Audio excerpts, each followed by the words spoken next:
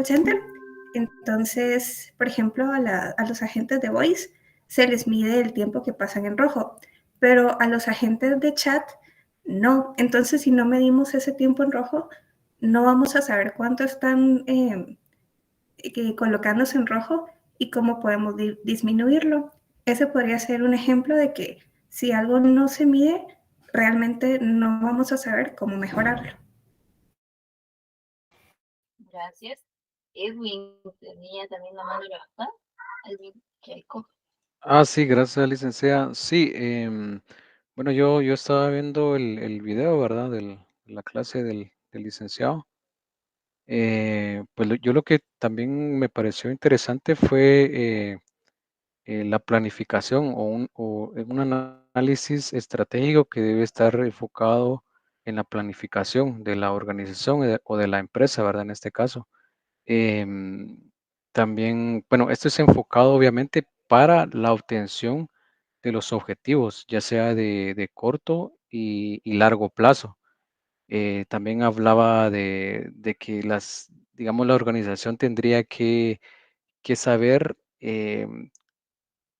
cómo está el entorno, ya sea digamos, interno en la empresa, así como de una forma externa, cómo está el mercado. Por ejemplo, acá en Guatemala, ¿verdad? Cómo es que se organizan las empresas y cómo está la oferta y la demanda de un bien en específico, ¿verdad?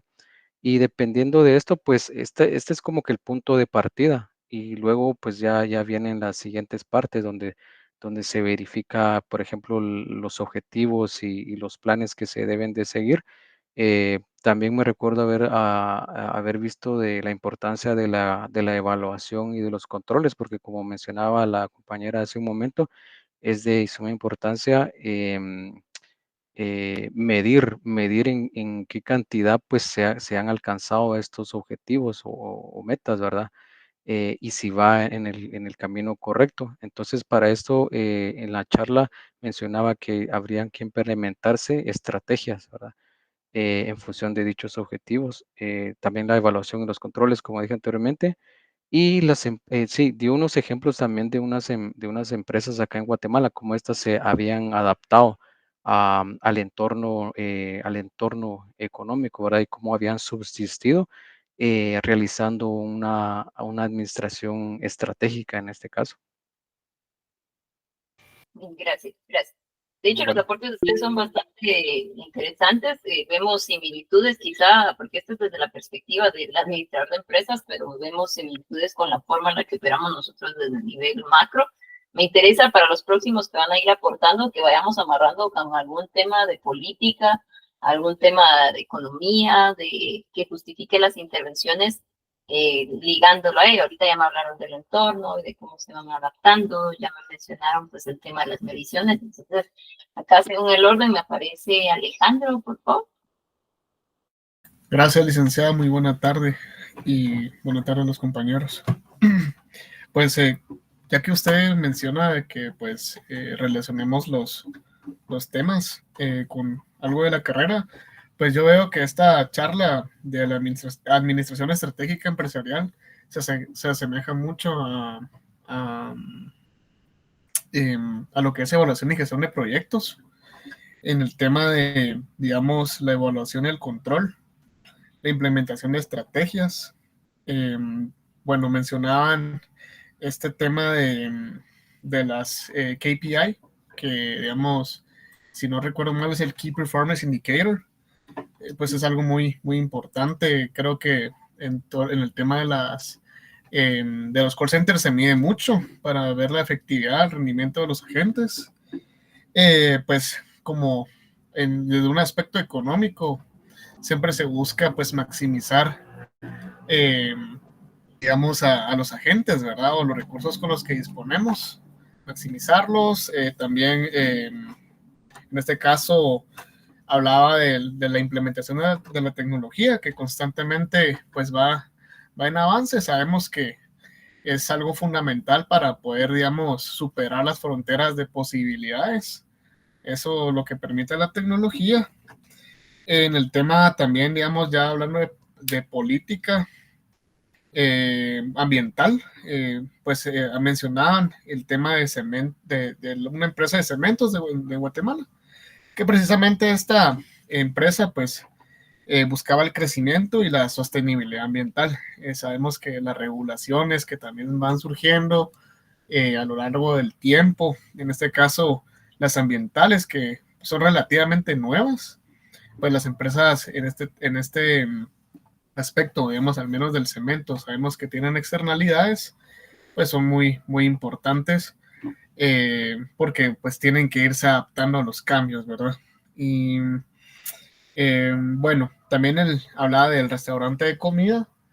Este restaurante de comida también hablaba de precisamente de las innovaciones que, digamos, las empresas deben de tener para, en este caso, la expansión y, digamos, el producto, cómo poder distribuirlo, digamos, a través de las plataformas, la importancia de la inteligencia artificial también en el proceso productivo, o cómo, digamos, ahora se puede ver que cuando uno escribe en un chat, algunas veces ya está programado. Eso es algo muy, muy, muy bonito, que, digamos, ya es una máquina la que le está contestando a uno en algunos casos.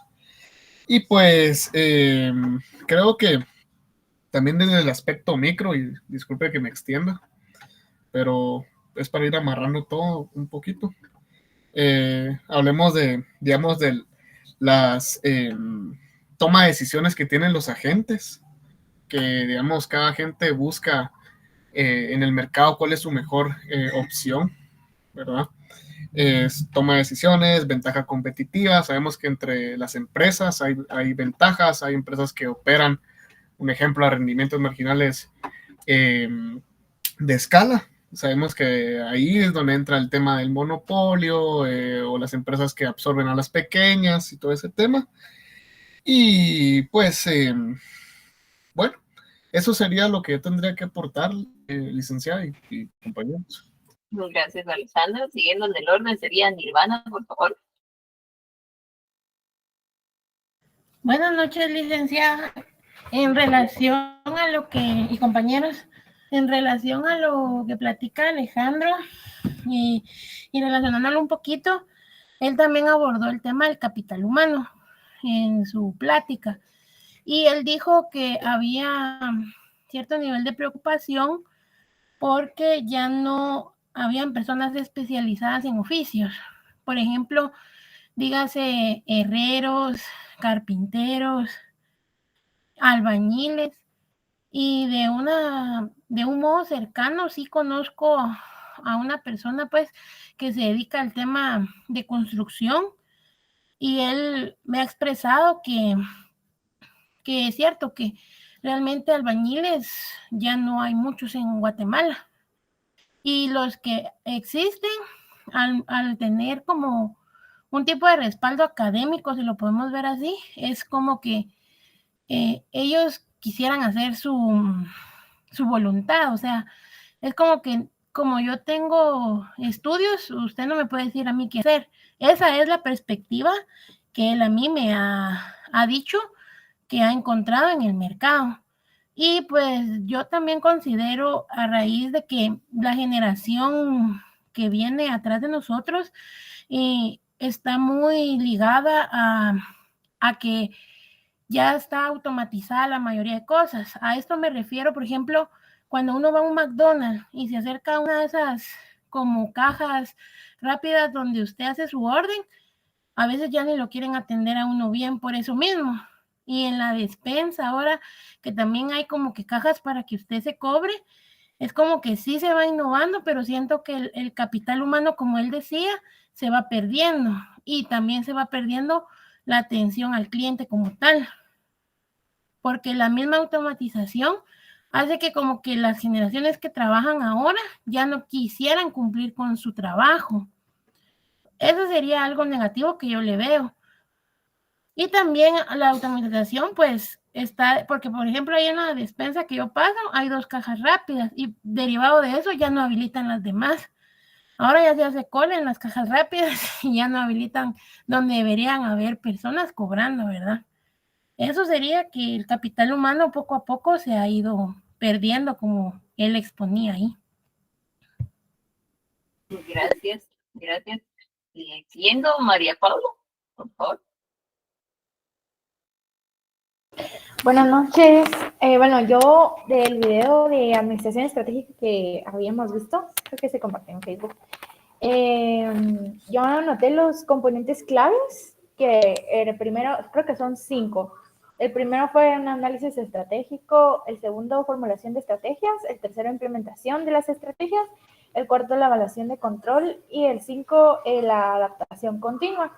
Voy a hacer un resumen en el análisis estratégico, pero básicamente él dijo lo que se realiza el FODA, que fortalece oportunidades, debilidades y amenazas. Ya después de hacer este análisis se formulan las estrategias, ¿verdad? Para poder alcanzar los objetivos que nosotros nos planteamos. Y la implementación de las estrategias, pues ya es al momento de asignar los recursos o establecer cómo se va a desarrollar el procedimiento. La evaluación y control, como estábamos hablando, pues es uno de los puntos muy importantes porque es donde se va a monitorear básicamente cómo se desempeñó o si se lograron los objetivos o no, cómo se logró llegar hasta el fin que nosotros nos propusimos desde un inicio. Y uno de los puntos muy importantes que para mí es crucial es la adaptación continua, porque siempre va a estar en constante cambio y pues hay que ser como que flexible al momento de adaptarnos a la realidad que siempre está en constante cambio o dinamismo, ¿verdad? Entonces, así como en el mercado, otras variables pueden ser la tecnología, ¿verdad? Que siempre está en constante cambio. Y esos más que nada fueron los 5 componentes de los que habló, que yo me basé en eso. Y pues sí, eso es lo que puedo la charla que yo vi de la administración estratégica. Gracias. Y Carlos, por favor. Buenas tardes, licenciada. Pues fíjese que en materia tal vez de política, podría verlo desde lo que mencionaban con lo que es la firma electrónica, que la Cámara de la Industria creo que lo estaba intentando implementar desde 2005, pero de que fue hasta el año de la pandemia, pues de que todo se empezó a hacer más digitalmente, fue que tomó auge. Entonces, tal vez lo interesante de ahí es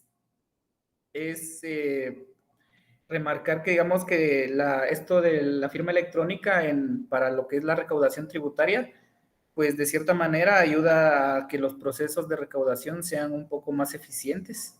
Y aparte, pues con el impacto ambiental también, ¿verdad? Que ahora ya no se necesita papel, sino que es digital todo. Listo, gracias. Ana María. Buenas tardes, licenciada. Pues yo quería amarrarlo un poquito a un ejemplo que estamos viendo ahorita en planificación, que es el Plan Catún. Entonces, yo creo que usaron como herramienta la administración estratégica, porque pues hay varios puntos claves que utilizaron, como el análisis del entorno. Entonces hicieron un diagnóstico profundo de la situación en la que estaba el país, hicieron una visión a largo plazo, ya que tienen 2032.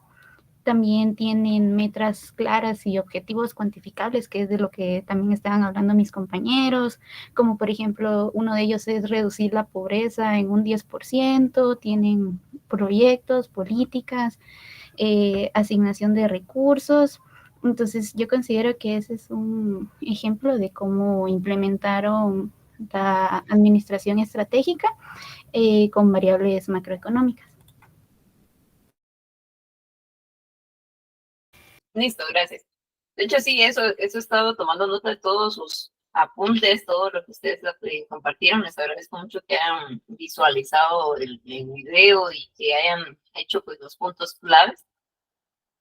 Y efectivamente, planeación estratégica es hacia la empresa, lo que planificación económica es al país, llamémoslo bajo esa lógica de elementos de planeación y demás. Y de igual manera, tal vez hacer un poco de énfasis en que los componentes claves que María Paula estaba mencionando, que aparecen en la presentación del expositor, guardan mucho sentido con las etapas de formulación de política que vimos en el capítulo 4 del libro.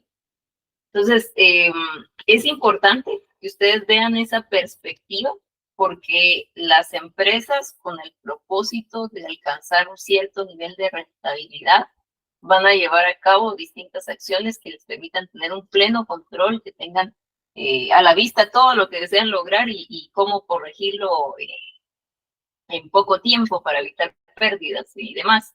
Cosa que es lo que hemos venido conversando en temas de política económica. Le falta quizá a los procesos de formulación de política de nuestro país. Desa cuenta de todo lo que mencionaron, de lo que vieron en el video y también de los que todavía falta de que aporten a la clase del día de hoy. Si se cumple toda la planeación estratégica, lo que decía Alejandro, todo lo que estos agentes económicos individuales están previendo para cada uno de los sectores, para cada una de las empresas de las cuales participan, ¿qué objetivos de política van a terminar afectando y de qué manera? A ver quién. Si no, pues acá mencionamos democráticamente a alguien que me diga qué objetivos o qué objetivo de política sería quizá el más afectado de cumplirse esa planeación de las empresas y de qué manera.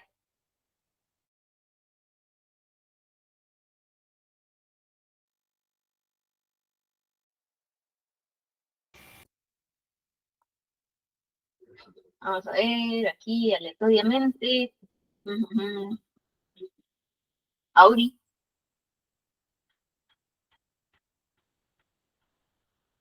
Auri Batén a la 1.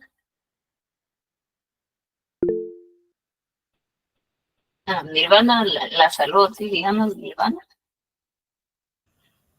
Licenciada, viéndolo desde el punto de vista que usted dice de qué objetivo político, como abordar el tema del empleo por medio de la automatización, consideraría que el empleo se vería afectado si ciertas empresas aplicarían esto de la planificación estratégica desde el modo de su capital humano, porque siento que se darían algún tipo de despidos al no poseer, digamos, cierta especialización en lo que están solicitando. Listo, gracias. ¿Algún otro objetivo se vería afectado?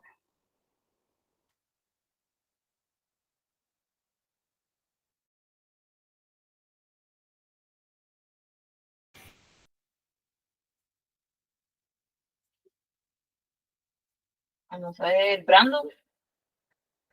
¿Qué otro objetivo se vería afectado? ¿Qué tal? Buenas noches, licenciada. No sé si me escucha. Buenas noches. Sí, sí, le escucho.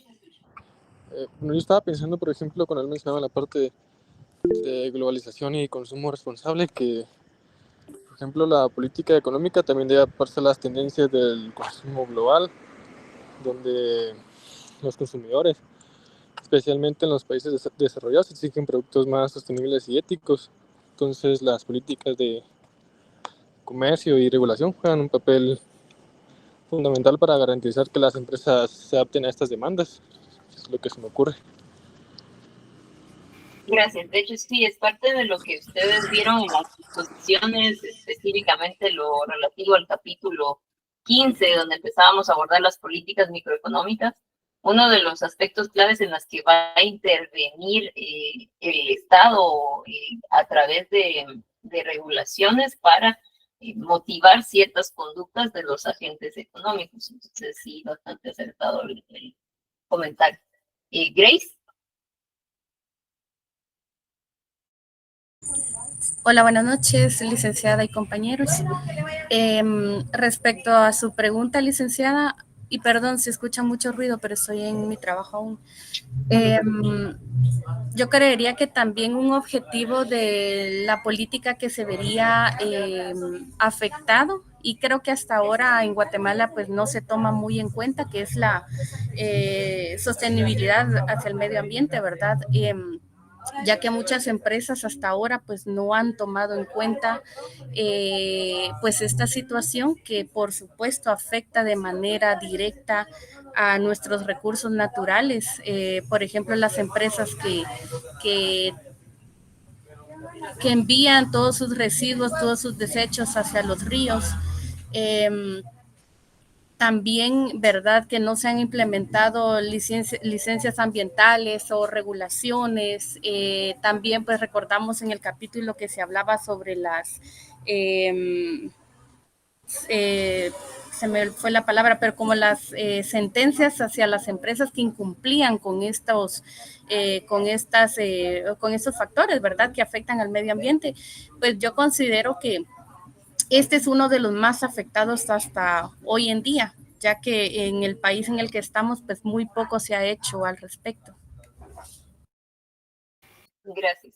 Gracias. Sí, esto, digamos, ya cuando hablamos de sostenibilidad, para englobarlo técnicamente en un objetivo, tendríamos que englobarlo en el de crecimiento económico, porque estamos hablando, sí, del aumento de la producción motivado por las distintas intervenciones de las empresas, pero aquí ya solo le estamos cambiando la cualidad de que sea sostenible o no, y que pues con ello se llegue a otros fines como el aumento de la calidad de vida en la población. Veamos, entonces aquí ya abordaron desempleo o empleo, ¿verdad? La variable empleo, y hablaron del tema de crecimiento económico y de cómo se vería afectada. Estos elementos de planeación estratégica que proponía el expositor tienen incidencia en el resto de elementos, por ejemplo, estabilidad de precios, balanza de pagos, en la distribución de la riqueza, que es el enfoque de la política social que ustedes me entregan esta semana. ¿Ven ustedes elementos ahí que se pueden rescatar para estos objetivos?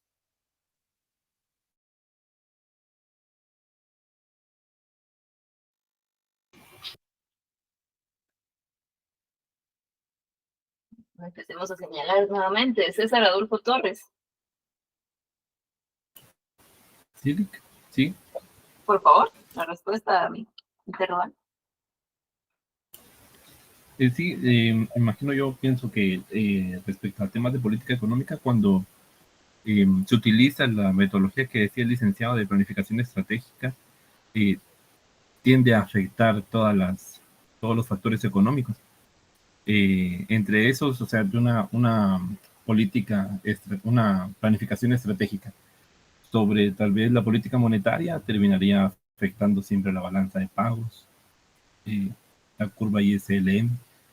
Entonces, así como lo decía él, o sea que una planificación estratégica sobre las políticas es como lo que se debería de hacer cada vez que se va a plantear una, y al final sí va a afectar a temas macroeconómicos. Sabemos que en la práctica se deja más llevar como por temas de coyuntura que por planificación, pero en la teoría sí debería de afectarlo, ya sea positivo o negativamente, planificar una política económica. Gracias. Abel, por favor.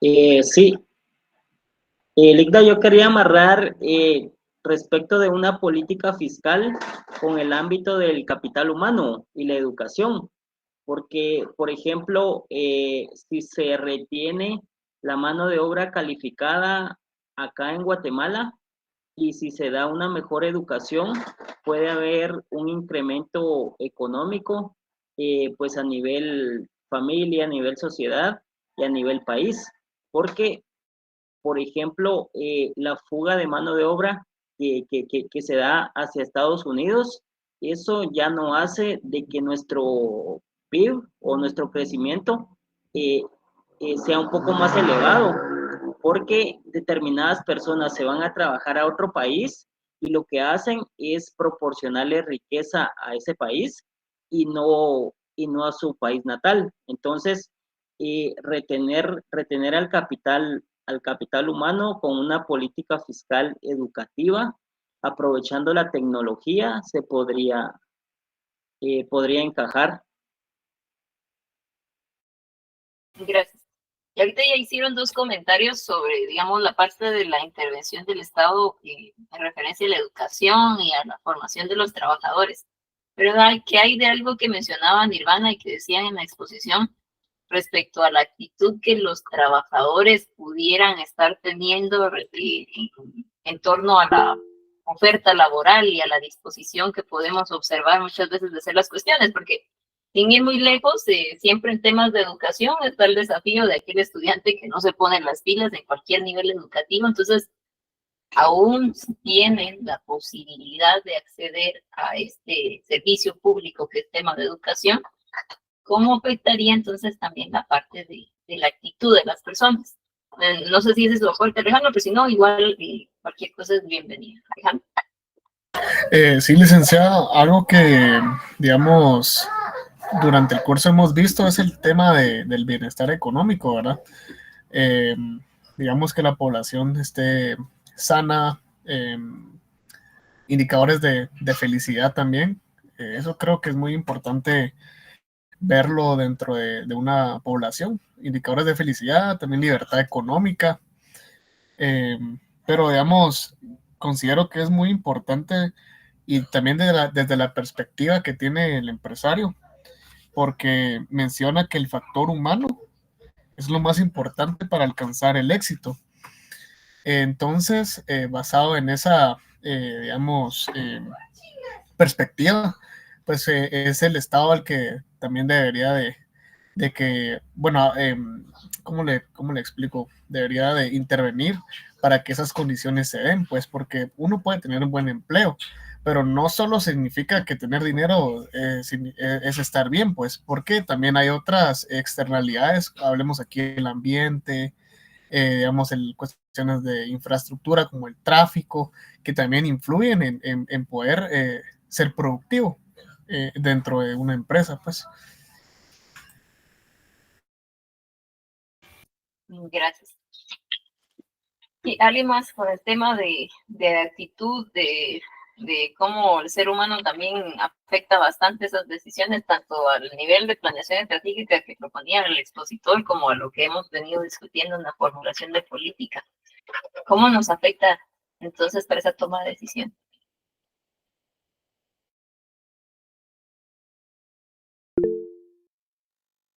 Nirvana. Licenciada, considerando, como usted dice, o si lo vemos a nivel microempresa, considero yo que la empresa como tal, pues hay empresas donde existen como reconocimientos o bonos de puntualidad, de eficiencia.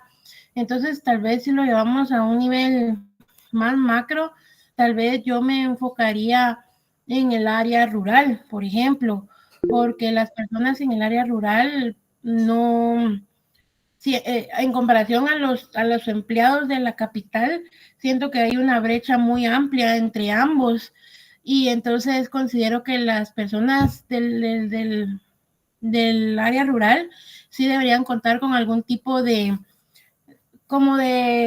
ayuda o algún tipo de implementación para que se den cuenta que su trabajo está siendo valorado, porque por eso se dan mucho las migraciones, derivado que exportamos nuestra mano de obra, digámoslo así, estamos exportando mano de obra y la verdad es que acá sí hace falta que se trabaje en la agricultura, pero por el hecho de que es mal pagada o no hay cierto apoyo de parte del Estado, prefieren irse al extranjero.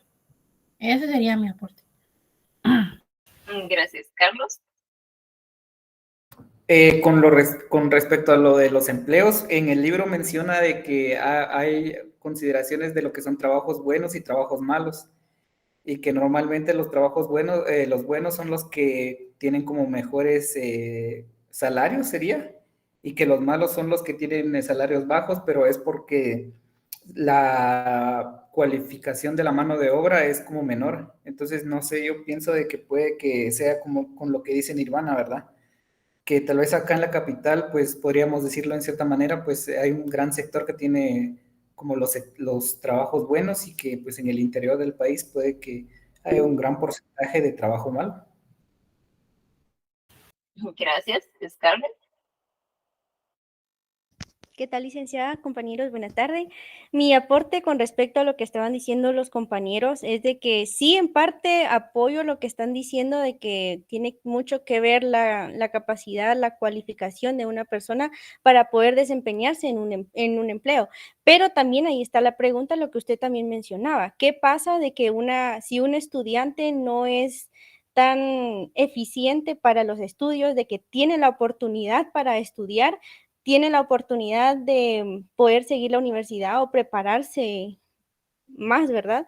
Pero no tiene esa voluntad de hacer las cosas bien. Y al momento de que esta persona o estas personas incursionen al mercado laboral, va a afectar grandemente el rendimiento de la empresa, porque puede tener el nivel académico, pero no tiene la preparación para desempeñarse en un puesto que necesita de esa preparación académica. Por ejemplo, si yo voy a aplicar a un puesto de gerente en alguna institución, pero yo no soy rentable, no, o sea, soy irresponsable en los estudios, ¿cómo voy a rendir eficientemente en un trabajo? Y esa es una de las desigualdades que hay acá. No sé si es la palabra, pero hay autocracia, no recuerdo el tema. Si me corrigen, le agradecería mucho. Pero una persona puede tener ese puesto, pero si no tiene la capacidad, no tiene la experiencia, que es algo fundamental hoy en día, ¿cómo vamos a poder ser rentables y poder ser eficientes en desempeñarnos en ese empleo? Entonces, yo considero de que sí es muy importante la educación en una persona porque es la preparación que lo va a llevar a poder desenvolverse de buena manera en el mercado laboral. Entonces, considero de que sí. Y esto en el largo plazo o de forma macroeconómica puede afectar también al crecimiento de nuestro país, porque sabemos de que, y algo que mencionaban en la conferencia, de que el 80% de las empresas aquí en Guatemala son por familias. Entonces, también necesito conocimientos para poder tener una empresa. No solamente es de poder iniciar con una empresa o poder decir tengo el recurso económico, pero también se necesita preparación, se necesita disciplina, se necesita determinación y sobre todo visión. ¿Qué es lo que quiero lograr con esa empresa?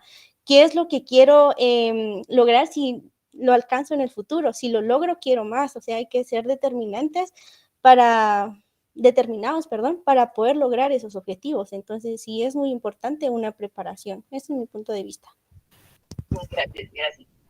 Y acá, digamos, mi idea de por qué preguntarles eso es porque en algún momento hemos hablado de que al hablar de economía no solamente tenemos la perspectiva tradicional en la que vemos puramente indicadores, precios y demás, sino que también hay algunas variantes de economía, como por ejemplo la neuroeconomía, la que establece que por meras reacciones del cerebro es entonces cómo se toman las decisiones para el consumo o para algunas otras situaciones, o la economía conductual, donde nos decía pues algunas de las necesidades que el humano busca satisfacer y van más allá de las escalas fisiológicas y de seguridad que proponía Maslow, sino que hacia escalas superiores de sociales, de pertinencia y demás. Entonces, empezar a involucrarlos con también la parte cualitativa, no solo cuantitativa, y eso en vista de que la propuesta de política que van a entregar tiene que ser bastante enfocado a eso, no solamente la cantidad, sino la calidad. Ustedes mencionaban el tema de la necesidad en términos de educación, pero recordemos que también está un desafío de cómo desligar de que el sistema educativo es malo y por ende no haya motivación para seguir estudiando y demás. Entonces, dentro de su propuesta, pues que se vea contemplado también las aristas de calidad y no solo las de cantidad. Manfred. Licenciada, buenas noches. Buenas noches. Sí, lo que yo puedo aportar es tal vez que también debe de existir como que una tecnificación apropiada a nuestra realidad, a la actualidad más que todo, porque de nada sirve tener estudios si, por ejemplo, no tenemos estudios en tecnología, en programas o en lo actual, debido a que si no tenemos esos estudios a la hora de ingresar a un campo laboral, eso también nos llega a afectar, ¿verdad?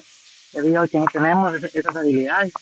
Entonces también es lo que hablaba antes de lo de las máquinas de Walmart y todo eso, que por ejemplo debe existir como que una regulación en ese sentido para tener una mayor tecnificación en todo eso y para que los trabajos evolucionen, porque eso es lo que pasa, que los trabajos evolucionan y se crean otros trabajos, pero también otros trabajos dejan de existir, que es lo que siempre ha pasado, ¿verdad?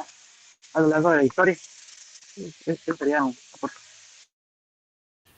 Sí, gracias. Jacqueline. Buenas noches, licenciada. Amarrado todo lo que han dicho mis compañeros y va con 2 puntos. El primero, alguien mencionaba algo sobre los indicadores de felicidad y ahora mi compañero Manfred que de nuestro contexto nacional. ¿Qué pasa? En muchos países se tiene la oportunidad de tener una mejor motivación para estudiar, una mejor actitud para realizarlo, no solo porque la calidad del sistema es bueno, sino porque también se sabe que en otros países los estudiantes se dedican puramente a eso, a estudiar. ¿Qué pasa en la Facultad de Ciencias Económicas? Hay personas que no solamente están trabajando, sino que también tienen una familia, tienen que atender a los demás, la gente termina agotada mentalmente, físicamente, estresada. Entonces, aunque uno tenga toda la actitud y todo el deseo, quiera que no, pues el ser humano también tiene una capacidad limitada física, mental de aprender, es ilimitada, pero el cansancio mental, pues para todo hay un límite. Hay términos para esto dentro del área corporativa, se llama el burnout, cuando la gente ya está muy quemada, muy cansada. Entonces, al menos yo creo que eso también se tiene que tomar en cuenta dentro de la formulación de políticas de empleo o de planificación estratégica. Dentro de las empresas, no todas las empresas toman eso en cuenta, también tomando en consideración que en muchas empresas existen muchas, así, una cultura muy tóxica que también termina cansando mentalmente a las personas y el rendimiento de la persona, por más preparada que esté, termina decayendo. O, por ejemplo, si la persona está estudiando y trabajando, también termina decayendo en todos los sentidos. Entonces, creo que tiene que ver mucho el contexto que tenemos aquí en Guatemala, ¿verdad? No sé, pero yo creo que muchos acá comprenderán esto que estoy diciendo y es que a veces uno está en las clases, pero pues físicamente estoy en la clase, pero mentalmente estoy en otro mundo, ¿verdad? Entonces creo que es algo que afecta mucho el rendimiento, el aprendizaje y por lo tanto al final la productividad. Gracias. ¿Qué propondrían, por ejemplo, en esa situación de medidas de política laboral que otros países ya han implementado? A ver si ubican qué medidas han utilizado países más desarrollados. ¿Nirvana? Sí, licenciada, no, bueno, al ver lo de otros países, le podría hablar yo de Japón. Por ejemplo, en Japón, una de las cosas que hacen, y creo que aún no lo han implementado, pero otras empresas sí, es que la jornada laboral solo es de lunes a jueves, en algunas empresas, por supuesto, porque buscan que rindan las personas, o sea, sean eficientes en menos tiempo y entonces ese día queda como libre para ellos. Otro es que allá en Japón se tienen 2 horas para comer. Es 1 hora de ¿cómo se llama? 1 hora de almuerzo y 1 hora para descanso. Hay muchas imágenes viralizadas en el internet donde se ven que ellos en su mismo lugar de trabajo pueden acomodarse y pues tomar una siesta, se le llama. Entonces, considero yo que sería una forma de verlo y otra sería tal vez un horario. Yo pienso que a veces las personas, por ejemplo, vuelvo a recordar el tema de Walmart, la despensa, incluso los restaurantes, considero que hay muchas personas que trabajan mucho tiempo y solo descansan un día a la semana y eso al final, como dijo la compañera Jackie, quema a las personas y hace que también tengan una mala actitud, pero eso podría ser una parte. Y por la otra, que también considero yo, que es por cómo se van desarrollando las generaciones.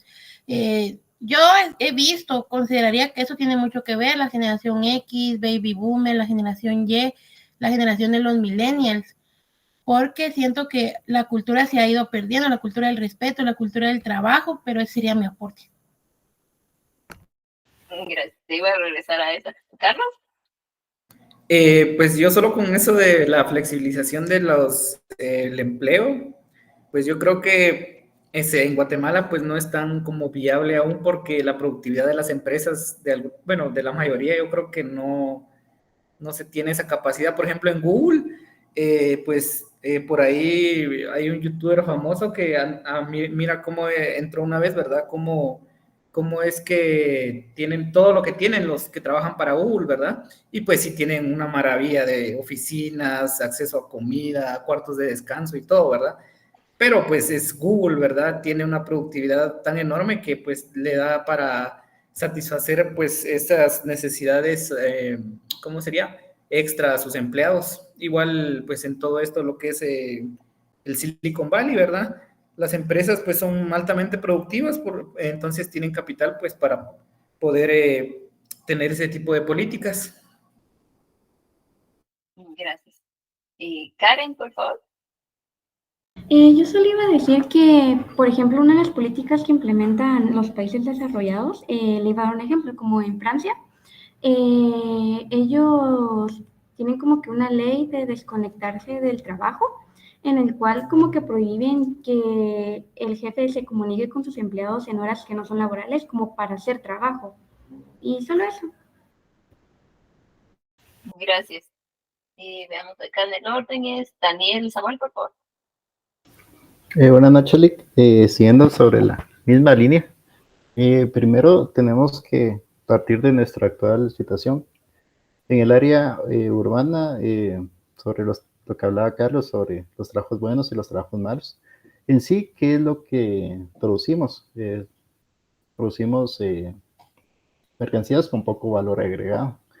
Aquí en la capital es donde se concentra la mayor industria o la mayor versatilidad en sí de compañías. Tenemos un centro urbano muy amplio para abarcar ciertas producción de mercancías. Es lo que hace la variación entre el salario del área urbana y el salario del trabajo de lo rural. Con respecto a la flexibilización de la jornada de trabajo, no es tan viable.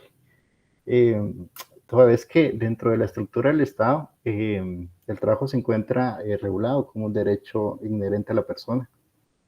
Eso se encuentra dentro de nuestro ordenamiento, incluso indica las jornadas de trabajo.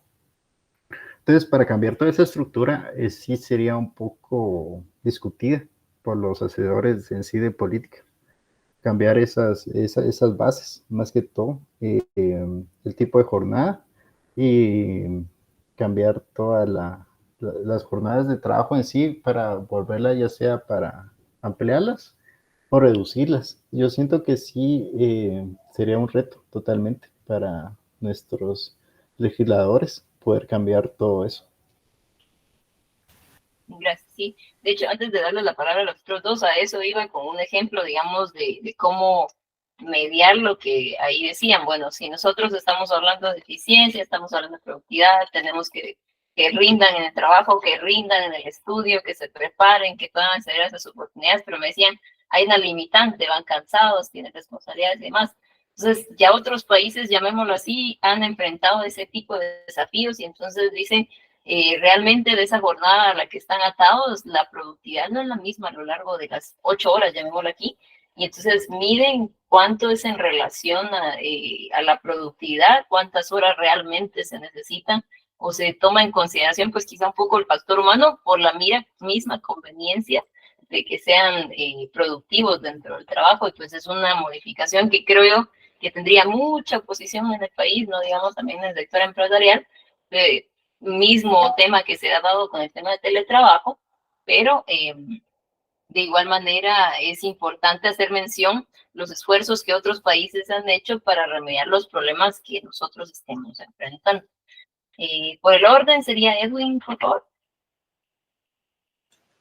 Sí, gracias, licenciada. Pues estaba pensando en algunas otras políticas que han empleado, que han ejecutado otros países y se me viene a la mente la cuestión del idioma, es decir, como oficializar un segundo idioma, en este caso el idioma inglés, que, bueno, nuestro socio comercial que es Estados Unidos, ¿verdad? Y el idioma que ellos utilizan, que es el inglés, sería de suma importancia, pensaría yo, ¿verdad? Como han hecho otros países desarrollados. Porque eso ayudaría no sé, a aumentar la competitividad y también la oferta laboral, ¿verdad?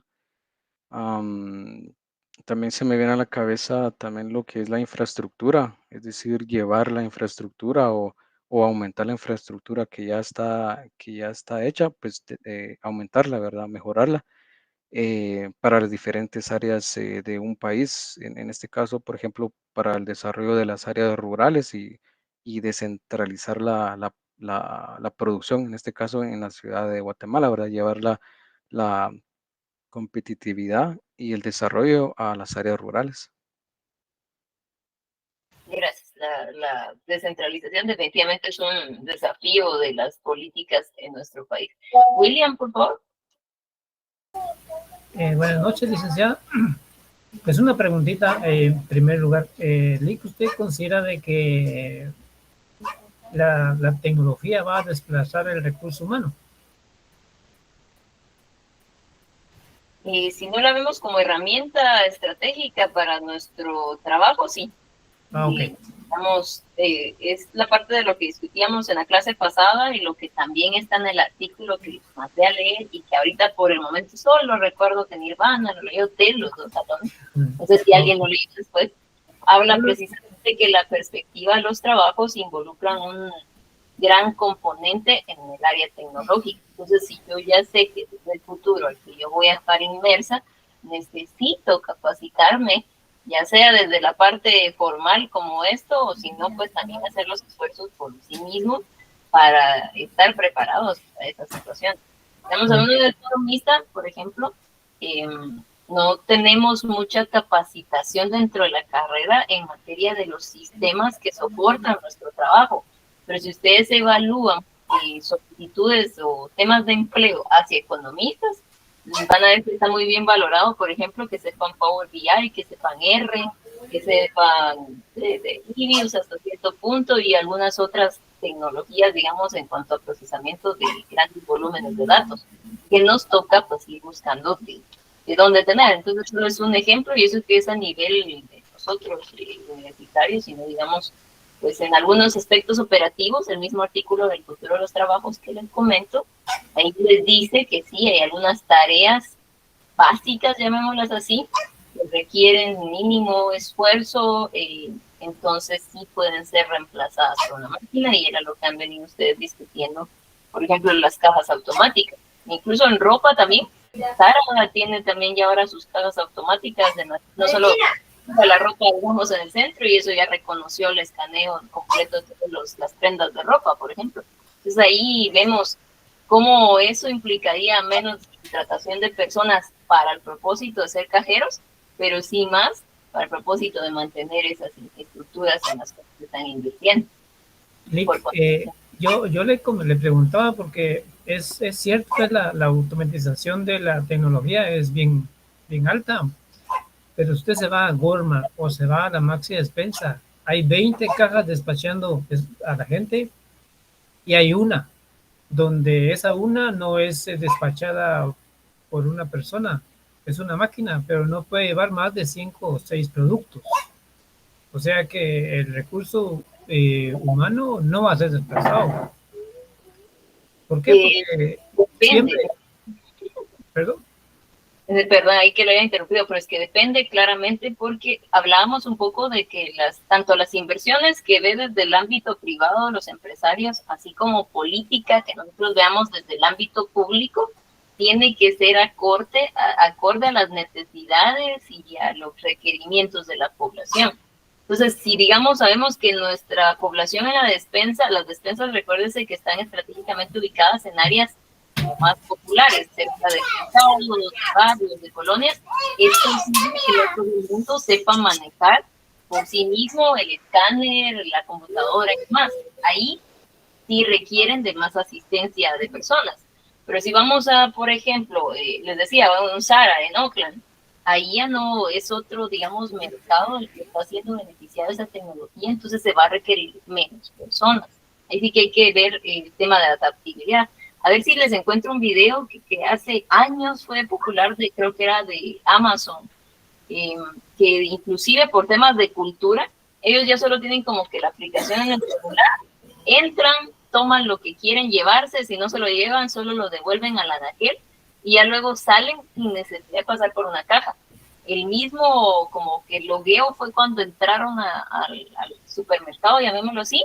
Cuando lo toman, lo vincula a la persona que lo tomó vía la aplicación, y cuando sale, hace el cobro a la tarjeta de crédito registrada. O sea que ya ni siquiera registra una caja. Pero son temas de otro contexto, de otras personas que pueden estar capacitadas para poder utilizar esa tecnología, por ejemplo, y que nosotros estamos lejos de los avances tecnológicos que puedan existir en otros países, al interior, que es lo que hemos venido discutiendo, esta brecha está todavía mayor. Entonces es de también tomar en consideración, y también para su formulación de políticas, insisto, no se van a olvidar subirlo para todo. No, yo considero de que sí, la automatización es excelente, pues, pero yo considero que no se va a desplazar el recurso humano, o sea, quiera o no, el recurso humano siempre va a estar. Gracias. Gracias. Vamos a ir a unos últimos aportes por el tiempo. Daniel, por favor. Buenas noches, licenciada. Buenas noches. También aportando, los compañeros también mencionaron lo del CATUM. En este caso, ahí en el CATUM hace mención de la Política Nacional de Empleo en Guatemala. Pues en este caso, uno de los desafíos es lo de la informalidad laboral, que también ya lo mencionaron, la desigualdad y la escasa inversión en el capital humano, ¿verdad? También la falta de seguimiento y la evaluación que se tiene del mismo. Y pues en este contexto también, como esta es una política de largo plazo, ¿verdad? Entonces, también hace mención de la Política Nacional de Empleo Digno, donde los objetivos es ampliar las oportunidades de empleo, promover el crecimiento económico sostenible y el fortalecimiento del capital humano. La verdad es que sí me llamó la atención porque como te estaban mencionando de esto del CATUM, y yo recuerdo que en planificación estamos viendo eso, y pues ahí hace énfasis en eso de la política, y pues ya que esto es a largo plazo, pues eso quería aportar. Gracias. Gracias. Voy a priorizar a los otros dos compañeros que no habían aportado. Me disculpo con Nirvana y Abel, pero sería entonces Carlos Camey, por favor, y luego Omar. Sí, licenciada, buenas noches. Solo quería hacer énfasis nuevamente a uno de los objetivos de política económica, que es el crecimiento económico. Relacionando con el nivel macroeconómico, vemos el aporte de Robert Solow, que introdujo por primera vez la tecnología en los factores de crecimiento como una de las variables más importantes, pues, para lograr el crecimiento económico. Y también relacionando con la conferencia, vemos los desafíos de la administración estratégica empresarial de meter la tecnología en sus procesos productivos. Entonces, es un desafío que las empresas tienen para lograr el crecimiento económico. Gracias. Omar. Sí, buenas noches, licenciada y compañeros. Yo solo para aportar un comentario propio. Dos compañeras mencionaron, bueno, una un país asiático y la otra un país europeo, del bienestar con respecto al trabajador. Yo sabía de que uno de los mejores países de Europa para trabajar es Holanda, porque en este caso se trabaja de lunes a viernes, pero son 5, máximo 6 horas. De esas 6 horas no se puede exceder. Y fíjese, licenciada, que ahí se paga un seguro que no es de que si uno quiera o no, sino que se lo descuentan mensualmente, que a la hora de quedar uno despedido involuntariamente, ese seguro le cubre durante 3 meses. Entonces, ese sería mi aporte, licenciada. Gracias. y es siempre oportuno que ustedes estén bastante visualizando problemas similares en otros países que si bien pues tienen otro contexto, nos puedan dar nociones de hacia dónde debería ir Guatemala, qué se puede replicar de los otros países. Y quizá, pues ya para ir cerrando, perdón, ya a la próxima clase, si quieren retomamos el tema. Para ir cerrando, quizá era la intención de que ustedes vieran la conferencia es uno, pues la importancia del personaje que lo daba. El otro era la vinculación con política, particularmente políticas microeconómicas, porque pues sabemos que hay esa interacción micro y macro, y lo que ellos planean, por un lado, va a afectar variables macro, pero también todo el entorno macro, lo decían, pues lo incorporan ellos en un análisis FODA y lo toman en consideración en su tema de planeación.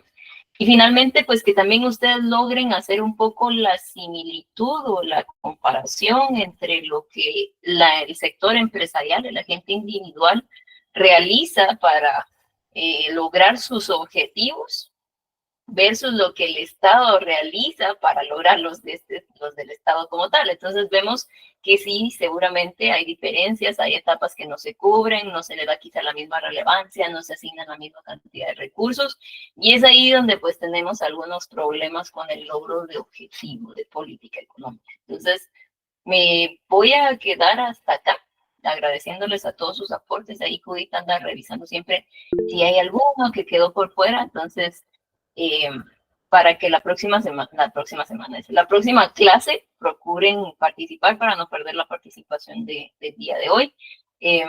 Ya en la plataforma les subí la política económica de Otto Pérez Molina, esa es la que vamos a discutir para la próxima clase. También investiguen, aparte de lo que yo les subí ahí, voy a ver si les subo otro presidente para que podamos hacer un poco el contrato. María Paula, no sé si es una consulta. Sí, Lick, solo tengo una duda. Usted una tarea, ¿verdad?, de la creación de una política en base a todo lo que vimos del contenido, ¿verdad? Solo tengo dudas porque ahí dice que se nos va a calificar haber seguido instrucciones, pero creo que el espacio no tiene ninguna instrucción. Yo pues ya comencé a hacerlo, traté de seguir como que poner los fines, objetivos, medios y la política como tal, pero no sé qué tan general o qué tanto detalladamente tenemos que hacerlo o qué cuerpo tiene que tener el contenido. De hecho, sí lo puse así muy brevemente. Vamos a ver si no parece. Sí, yo también pregunté alineamientos sobre la política y usted solo en la tarea después dijo una política social. Sí está, compañero, solo que está en el apartado ya para subir la tarea. Cuando le das agregar la tarea, ahí aparecen las instrucciones y me pasó porque ya lo había hecho y resultaron las instrucciones. Pero sí está. Sí, gracias, Carlos. Ustedes entran a la tarea, no sé dónde está, propuesta política, vamos a ver, agregar entrega, y entonces ahí dice, deben de presentar los principios de la RAN, qué necesito, antecedentes, finalidad, objetivo, instrumentos, consideraciones, debe ser una infografía o póster científico, debe cargarse a la plataforma el 10 de octubre, hoja tamaño oficio máximo y ser entregado impreso, bueno, el día que estemos allá presencial y expuesto el día 11 de octubre. La carga tardía tendrá penalización de notas. ¿Sí? Listo. Entonces, les agradezco a todos, me dio gusto saludarlos, platicamos en línea entonces del día miércoles. Feliz noche a todos.